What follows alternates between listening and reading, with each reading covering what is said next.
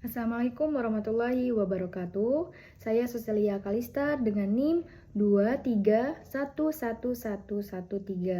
Saya dari kelas PAI 5D ingin membuat tugas mata kuliah pengembangan kurikulum. Baiklah, langsung masuk ke soal yang pertama. Apa saja faktor penyebab pergantian kurikulum PAI di Indonesia? Apakah perubahan tersebut didasarkan pada kebutuhan peserta didik atau hanya sekedar mengikuti arus kebijakan formal? Kemukakan pendapat saya beserta alasan yang ilmiah. Baik, saya akan menjawab faktor penyebab pergantian kurikulum PAI di Indonesia. Pendapat dan alasan ilmiah, pergantian kurikulum PAI pendidikan agama Islam di Indonesia disebabkan oleh beberapa faktor, yaitu yang pertama, perkembangan zaman dan ilmu pengetahuan.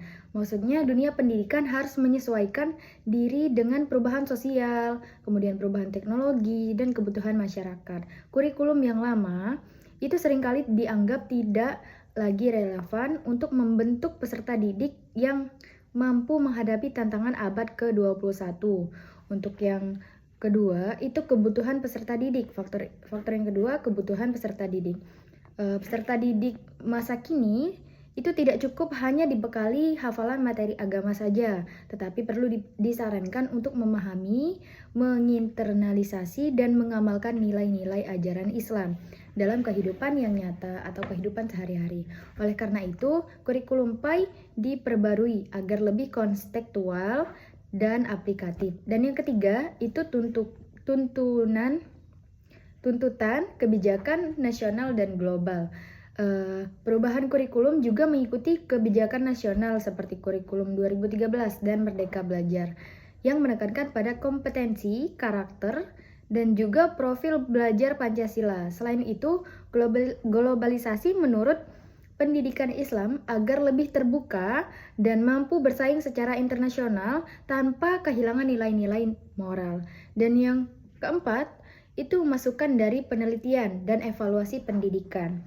Banyak hasil penelitian menunjukkan bahwa pembelajaran PAI ini yang berorientasi pada hafalan itu kurang efektif dalam membentuk karakter religius siswa. Karena apa? Karena itu perlu ada revisi kurikulum yang berbasis hasil penelitian ilmiah dan evaluasi praktik pembelajaran di lapangan.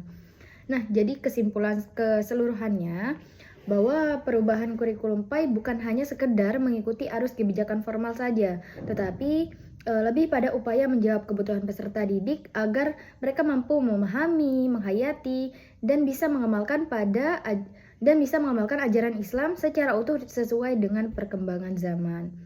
Nah, langsung saja saya akan menjawab pertanyaan kedua, yaitu bagaimana saya melihat pergeseran kurikulum PAI dari yang berorientasi pada hafalan bergerak ke orientasi kompetensi, lalu saat ini menuju pendekatan yang menekankan pada pengalaman pembelaan yang bermakna, menyenangkan, dan mendalam.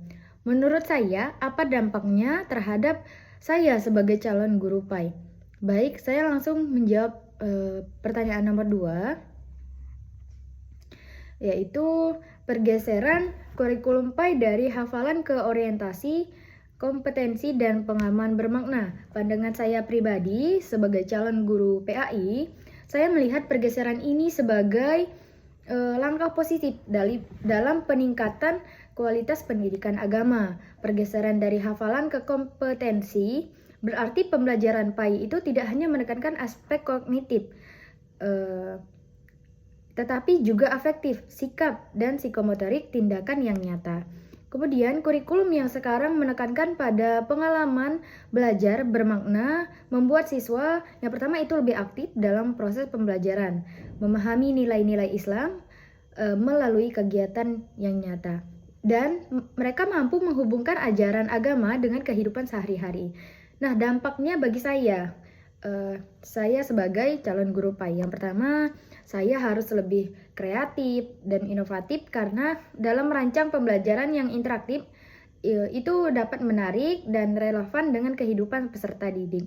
Dan yang kedua, saya dituntut untuk menjadi teladan atau uswah yang menanamkan nilai-nilai Islam dalam perilaku, bukan hanya sekedar ucapan. Dan yang ketiga itu saya perlu menguasai berbagai strategi pembelajaran seperti project based learning, terus problem based learning, dan pendekatan konstekstual agar siswa dapat belajar dengan menyenangkan dan mendalam. Jadi kesimpulannya, pergeseran kurikulum PAI merupakan transformasi penting yang menjadikan pembelajaran agama lebih bermakna. Saya sebagai calon guru PAI, saya memiliki tanggung jawab dan menyesuaikan diri untuk terus meningkatkan kompetensi agar dapat mencetak generasi yang beriman, berakhlak mulia, dan siap menghadapi tantangan zaman. Baik, ini saja yang bisa saya sampaikan. Saya akhiri. Wassalamualaikum warahmatullahi wabarakatuh.